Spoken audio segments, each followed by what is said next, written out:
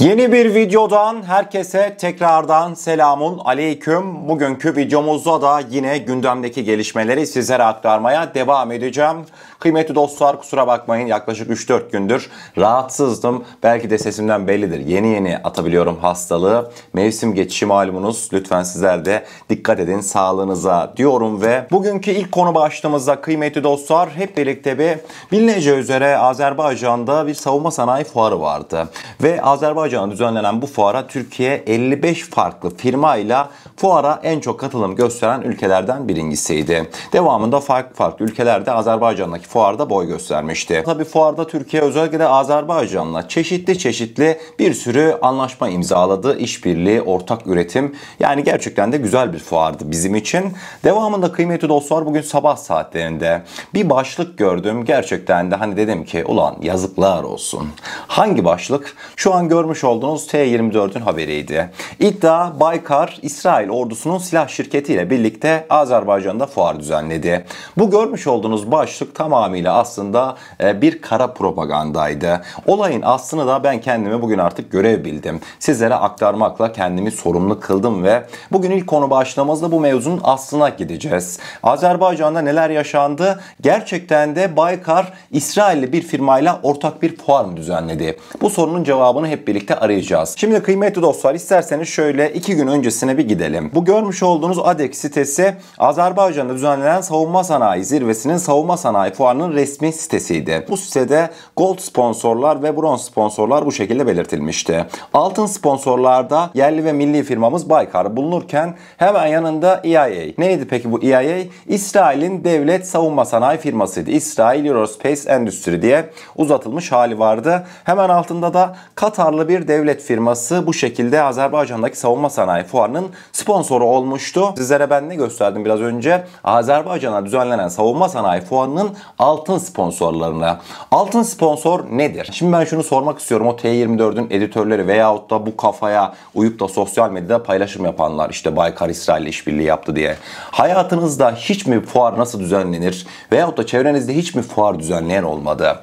Fuarın sponsorları sizce fuarda hangi sponsor seçilsin? İşte örnek veriyorum, Baykar altın sponsor ya. Ya ben şu şirketi istemiyorum diyebilir mi? Diyemez. Niye? Fuarı düzenleyen Azerbaycan devleti. Azerbaycan devleti İsrailli bir firmaya altın sponsorluk vermiş. Devamında Baykar. Baykar da altın sponsor. Ben dayanamadım. Sordum fuara katılan arkadaşlara. Durum neydi? Sahada mevcut durum neydi? Baykar nerelerde boy gösterdi? Dedik 55 tane Türk firması var. Gerçekten de hani fuarı bildiğiniz tam anlamıyla Türkiye reklamına çevirmiştik fuar alanına. Fuarın her bir köşesinde zaten Baykar'ın bayrağı vardı. Her yerde Türkiye'nin şirketlerinin reklamı yapılmaktaydı. Fakat görünüz ki bu mevcut durum birilerini rahatsız etti.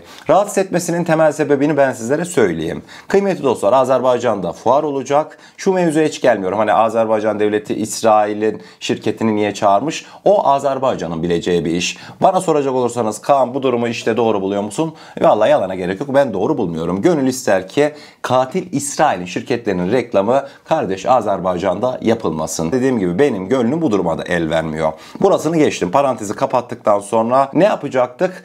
Meydanı tamamen İsrail'li şirkete mi bırakacaktık? Düşünsenize, Azerbaycan'da fuar oluyor. Bu sefer de o kafalar ne derdi biliyor musunuz?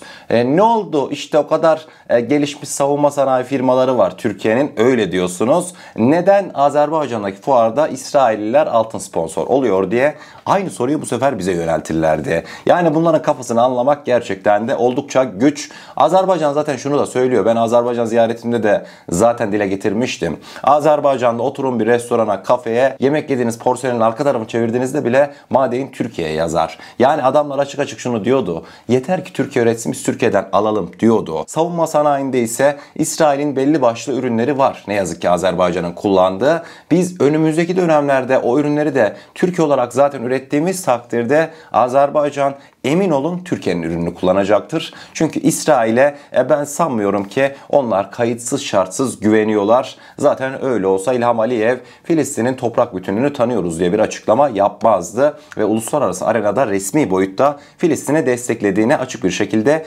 belirtmezdi. Böyle bir şey olsaydı. Devamında tabii bugün sabah saatlerinde yazık yani adamlar onca işi varken bir de Haluk Bayraktar buna zaman ayırdı. Haluk Bayraktar konuya ilişkin şu görmüş olduğunuz açıklamayı yapmıştı. Bugüne kadar İsrail'den tedarik edilen Heronların veya yurt dışından milyarlarca dolar ödenerek alınan diğer askeri ürünlerin eleştiri konusu olduğunu gördünüz mü? Sosyal medyada bu konular hakkında bir tartışma yapıldığını hatırlıyor musunuz? Bundan 20 yıl önce işte açıklamalarının devamında sadece özetine geçeyim. Haluk Bayraktar İsrail bize hiçbir işimize yaramamasına rağmen milyonlarca dolar kar ederekten işte Heronları veriyordu. Kimsenin sesi çıkmıyordu ama Baykar bu konuda milli bir çözüm buldu ve daha sonrasında da kardeş ülkemiz Azerbaycan'da düzenlenen fuarda Baykar'ın orada bulunmasının özellikle meydanın İsrail'e bırakılmaması açısından oldukça önemli olduğunu belirtmekteydi. Aynı benim sizlere biraz önce dediğim gibi. Hemen devamında mesela Haluk Görgün, Savunma Sanayi Başkanımız, o da bu konuya değindi. O da dedi ki savunma sanayimiz hedef değil, başarı semboldür dedi. Yine aynı şekilde Sayın Haluk Görgün de videoyu durdurup detaylıca açıklamalarına bakabilirsiniz ama Azerbaycan'la yapılan geniş işbirliğine yer verip bu tür iftiralarla asla Türk savunma sanayisinin durdurulamayacağının mesajını vermişti Haluk Görgün. Mevzunun özü sadece bu kadardı ama yine Baykar'ı çekemeyenler, yine Türkiye'nin savunma sanayindeki başarısını çekemeyenler görmüş olacağınız üzere farklı iftiraları da attılar. Ve şükürler olsun ki gereken cevap resmi makamlardan gerekli bir şekilde verildi. Ben de bu bilgileri sizlerle paylaşmak istedim diyorum ve akabinde bugünkü ikinci konu başlığımızda. Bilineceği üzere geçtiğimiz günlerde Hizbullah'a çok ağır bir darbe vuruldu. Neredeyse Hizbullah'ın tüm yönetim kadrosu öldürüldü. İsrail tarafından Lübnan'da düzenlenen operasyonla zaten gelişmelerden haberdarsınız. Kıymetli dostlar, sosyal medyada gezerken birden karşıma şöyle bir soru çıktı. Birisi tweet atmıştı. Diyordu ki İsrail bir gecede Hizbullah'ın tüm yönetim kadrosunu ortadan kaldırdı. Peki ya Türkiye neden 10 yıllardır PKK'nın yönetim kadrosunu veyahut da PKK'yı ortadan kaldıramıyor diye birisi tweet atmıştı. Daha sonrasında ben de şimşekler çaktı. Aha dedim bu mevzuda konuşacağımız bayağı bir şey var.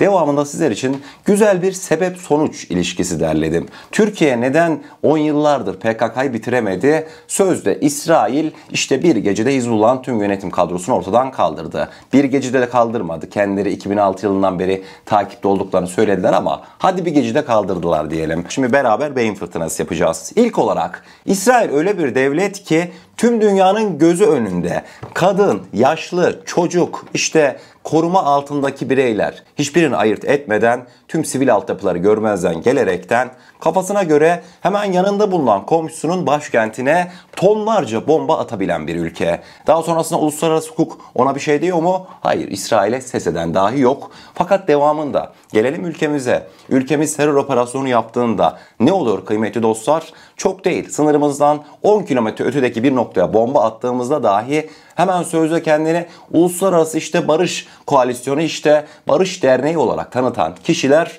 Türkler sivilleri öldürüyor diye hemen dünya kamuoyunu ayağa kaldırmaya çalışıyor. Bu birinci sebeplerden bir tanesi. İkinci sebep ise sanmayın ki sadece dünyada mı ayağa kaldırıyorlar Türkiye'nin operasyonlarıyla ortalığı? Hayır. Ülkemizde bile ne yazık ki Türk Silahlı Kuvvetleri Şanlı Ordumuz hemen sınırımızın dibinde bir operasyon gerçekleştirdiğinde Türk Silahlı Kuvvetleri'ne kimyasal silah kullanıyor diye ithamlar dahi ediliyor.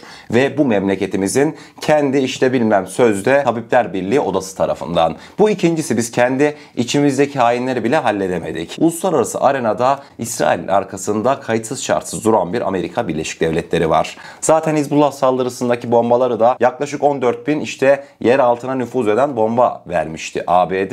Arkalarında ABD var. Bizim ise öyle mi? Bizim arkamızda ABD yok. Hemen devamında mesela ABD bizim yapacağımız operasyonları da engelliyor. Sözde NATO müttefiğimiz ABD. Örnek veriyorum, Mazlum Abdi. Hatırlar mısın? Bundan 4 ay önce Süleymaniye Havaalanı'nda Milli İstihbarat Teşkilatımıza ait silahlı insan hava araçları Mazlum Abdi'yi çok uygun bir vaziyette yakaladı. Daha sonrasında ne görülüyor? Bir bakıyorlar Mazlum Abdi'nin arabasından ABD'li komutanlar iniyor. Düşünebiliyor musunuz mevzuyu? ABD'li komutanlar sırf Türk güçleri o aracı vurmasın diye Mazlum Abdi'nin yanında geziyor. Ve ayrıca komutanlar hep birlikte de gezmiyor. Onu da anlayamadım. Hizbullah'ın komutanları tek bir binada, tüm yönetim kadrosu, yani kaçıncı yüzyılda yaşıyoruz? Zoom toplantısı yapsalardı belki böyle bir durum ortaya çıkmayacaktı. Ama hepsi 20 kişi, 20 tane ana yönetim birimi aynı binaya toplandı. PKK'lı teröristler ise mağaradan kafasını çıkaramıyorlar ve tek tek dolaşıyorlar. Mağaraya malumunuz sığınak delici mühimmat atsanız ne kadar etkili? Sonuçta bir bina değil yani. Hizbullah halkın arasında yaşıyor. İsrail'de saldırılarında hiçbir şekilde sivilleri vurmayalım kafası gütmediğinden dolayı ne oluyor?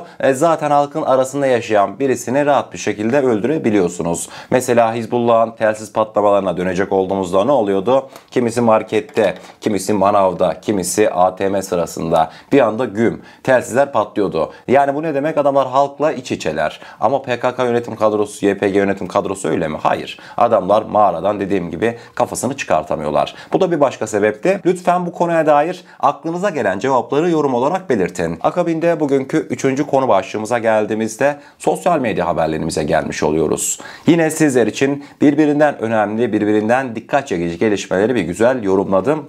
İsterseniz detaylar bir karşımıza gelsin. Bugün sosyal medyadan neler yaşandı hep birlikte öğrenelim. Şimdi bugünkü sosyal medya haberlerimizde mesela ilk olarak hani dedim ya, İsrail Hizbullah bir gecede nasıl bu kadar kolay hedef alıyor? Yani aslında mesela bu açıklamadan sonra pek de şaşırmamak gerek. Dün Suud lider Selman, Kral Selman ne dedi biliyor musunuz? Filistin benim için şahsi olarak önemli değil. Fakat halkım Filistin halkını önemsiyor.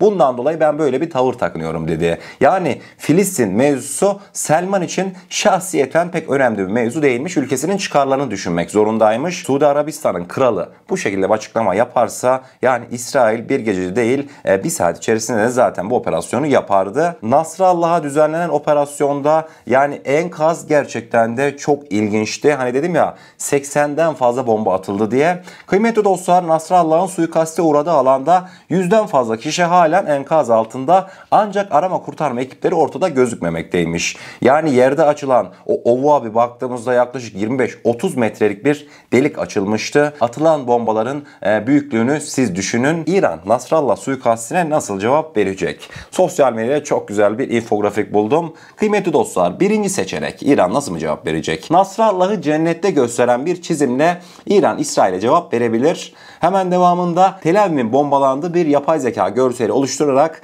yine başka bir cevabı vermiş olabilir İran İsrail'e. Akabinde yapay zeka ile yüzleri sinirli asker görselleri üreterek bu şekilde de bir cevap verebilir. Son olarak da İsrail'e hedef alan füze animasyonu yayınlayarak yine İran İsrail'e bu şekilde cevap verebilir. Görün bakın ha, İran'ın vereceği cevaplar bunların hiçbirinin dışında olmayacak. Ya dediğim gibi animasyonla bir şey yazıp çizecekler. Dün mesela Hamaney kıymetli dostlar zaten bayrak astılar, işte intikam anlamına gelen İranlılar bilirsiniz işte İsrail ne zaman bu operasyon yapsa bunlar sadece bayrak asarlar, intikam bayrağı. Mesela son olarak ilginçtir ki bir de kıymetli dostlar Hamaney'in şeyi varmış, yüzüğü varmış. O yüzük de intikam anlamına geliyormuş. Bugün sabah saatlerinde ben de dedim herhalde dedim Hamaney yüzük elini çok sıktığından dolayı yüzüğü çıkarttı, intikam yüzüğünü. Devamında işte kendisine yüzüklerin efendisi falan filan bir sürü yakıştırma da yapıldı. Kısacası İran'a artık ciddiye alan kimse kalmadı. Ayrıca tabii farklı söylemler de mevcut. Şimdi özellikle de Hizbullah'ın yönetiminden farklı isimler Nasrallah suikast düzenlenmeden önce İran seni sattı, yakın bir zamanda sonun geliyor açıklamaları yapmıştı. Yani aslında Hizbullah'ın sonunu İran getirir tarzında, ki benim de çok inandığım bazı iddialar vardı. Mevzular çok ama çok derin. Zamanla da netleşecektir diyorum ve bugünkü videomuzun da sonuna gelmiş oluyoruz. Eğer kanalımıza ilk defa gelmekteyseniz kanalımıza abone olarak bizlere destek olabilirsiniz. Videomuzu gerçekten beğenmişseniz aşağıda bulunan beğen butonuna basarsanız bizleri oldukça mutlu edersiniz. O zaman ne diyelim? Kendinize çok iyi bakın. Allah'a emanet olun. Her şey istediğiniz gibi olsun. Sağlıcakla.